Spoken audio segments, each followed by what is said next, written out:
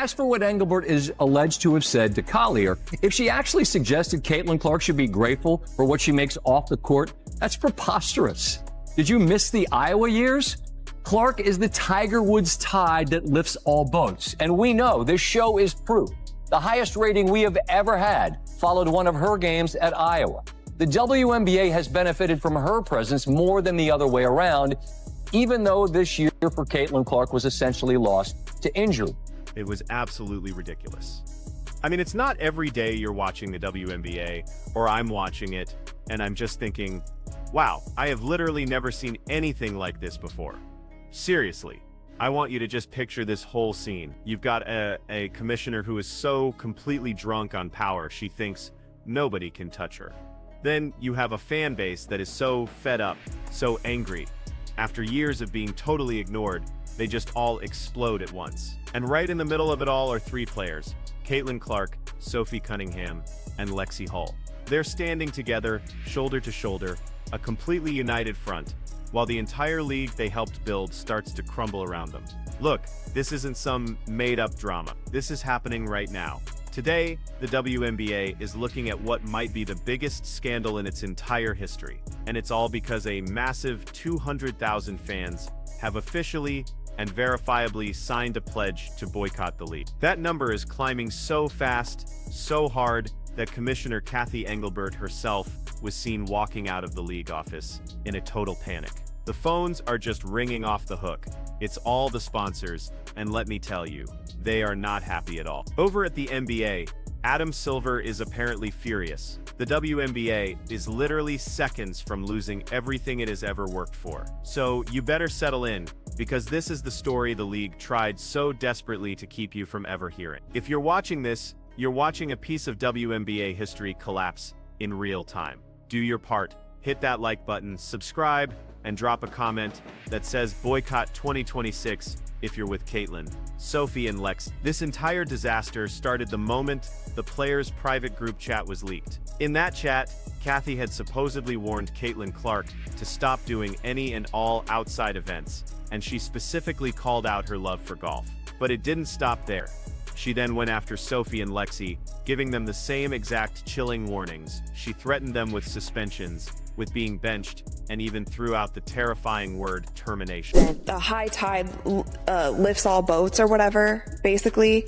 Like, if you buy into this, everybody is going to eat. Yet you had people fighting tooth and nail the entire season, not wanting it to be this way because other people weren't getting flowers, or she was getting too much attention, or she gets a special whistle, or I'm gonna check her off the ball here just because. And then her teammate cheers for her for throwing her on the ground. It didn't get better. And it's disappointing to me because it's not every player in the WNBA. And I'm sure that there are many players who are happy to have her in the league. And it's like, if it was my league and somebody was coming in and bringing millions of people, like, I would be excited about that, because you know what? That's a chance for me to impress millions of people who weren't watching before. And there's a lot of women in this league who don't have that kind of envy and jealousy and this kind of like secret club mentality that they only want certain people to be a part. The players were just in complete shock. You could literally feel the disbelief coming through those leaked messages. When Caitlin typed, "We can't even play golf? We can't even have lives outside of this," that single message just spread like wildfire through the entire league. And in that one moment, for the first time ever, Caitlin Clark, who is without a doubt the biggest star the league has ever seen, felt completely trapped. But Sophie and Lexi were not about to let her go through that alone. Their response was instant, and it was strong. They said, "If they suspend you, we walk too." Just like that, they became like three sisters, three teammates, three amazing players that the fans totally love. And what did Cathy do? She picked this exact moment, the worst possible moment, to start a war she was never going to win. The second that threat hit the internet, the fans went ballistic. A single tweet from a fan account drew the battle lines, and it got 1.2 million views in just a few hours. It said, "Caitlin and we suspend the WNBA." Reddit wasn't just buzzing, it turned into a war room. Instagram became a gallery of protest posters. TikTok was just an endless scroll of furious videos. The fans weren't just angry this time. They were done. This was the absolute last straw. They remembered all the years of bad calls, the fake fouls, and all the targeted hits on players that went unpunished. They remembered Caitlin getting benched for her own protection. And now this, threats over a game of golf, warnings being issued to players just for living their lives, that was it. The nuclear button got pushed. 200,000 fans signed an official, verified boycott pledge for the 2026 season. And that number is growing by the minute. People weren't just signing by themselves. Entire families boycotted. Kids who look up to these players boycotted. Groups of friends who go to games together all boycotted. This anger wasn't just a flash in the pan. It was generational. And within hours, the sponsors saw those numbers. They didn't wait. They didn't set up a meeting. They called Kathy directly. A sponsor rep was quoted saying, "And I want you to hear this loud and clear. If you lose Caitlin, you lose us. This isn't a league problem anymore. This is a Kathy problem." And then all of a sudden, the league headquarters just started getting flooded with emails. It would be holding the players back from saying, yes, we agreed to an extension. Let's try to iron out this deal so there is no lockout. Right? They'll still be able to negotiate if there's a lockout. However, players won't be able to head to the facility. They won't be able to get treatment. They won't be able to train with the team, with the staff. So there is some things to lose if there is a lockout. Sources: WNBA offers players extension on CBA deadline. The WNBA has offered players a 30-day extension to continue negotiations for a new collective bargaining agreement, sources told ESPN on Tuesday. An extension before the current CBA expires Friday would allow both sides more time to negotiate a new deal. That question, which raises some sensitivities of rivalries between players. In the case of Angel Reese, who's just had to shut it down because of a wrist injury, Caitlin Clark, who's continuing to play. Rivalry that goes back to their college days, presumably, where I guess some trash talking entered in. But now it seems on some social media channels to have taken a darker turn, a more menacing turn, where race has been introduced into the conversation, where sexuality is sometimes introduced into the conversation. How do you try and stay ahead of that? Try and tamp it down or act as a league when two of your most visible players are involved, not personally, it would seem, but their fan bases are involved. It began with a few dozen, then more, then hundreds. We're talking about major companies pulling their money out. Others were freezing their sponsorship funds for who knows how long. And some were even threatening to just walk away from the entire league for good. The WNBA leadership finally got it. This wasn't just another scandal they could ride out. It wasn't a controversy that would just blow over. This was a full-on financial heart attack, and Kathy's decisions were the direct cause. She was killing the league in real time. When that boycott number officially passed 210,000, that's when Adam Silver snapped.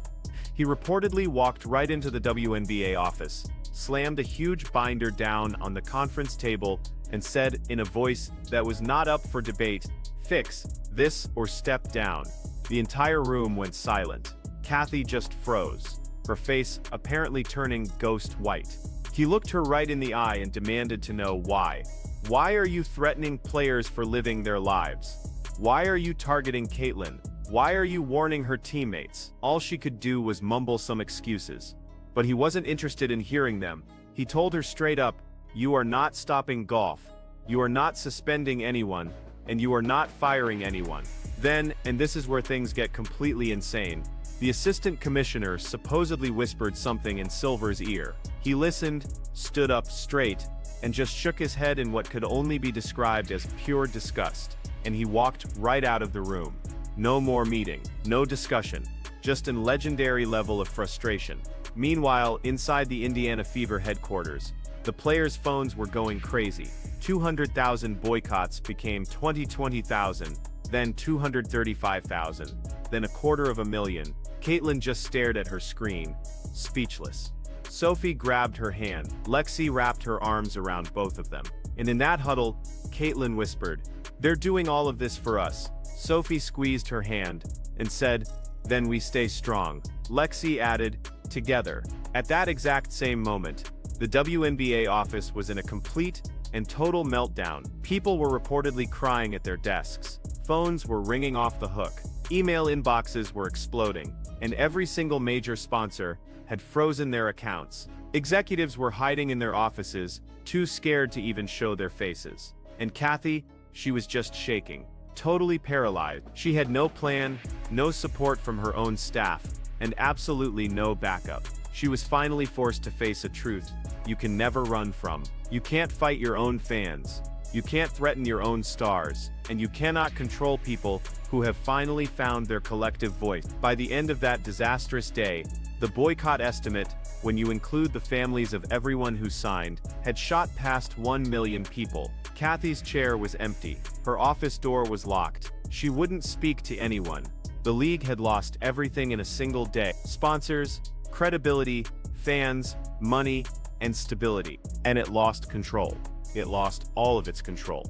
And all of it happened because one person in power threatened Caitlyn, Sophie, and Lexi, the very 3 players she should have been protecting with every single thing she had.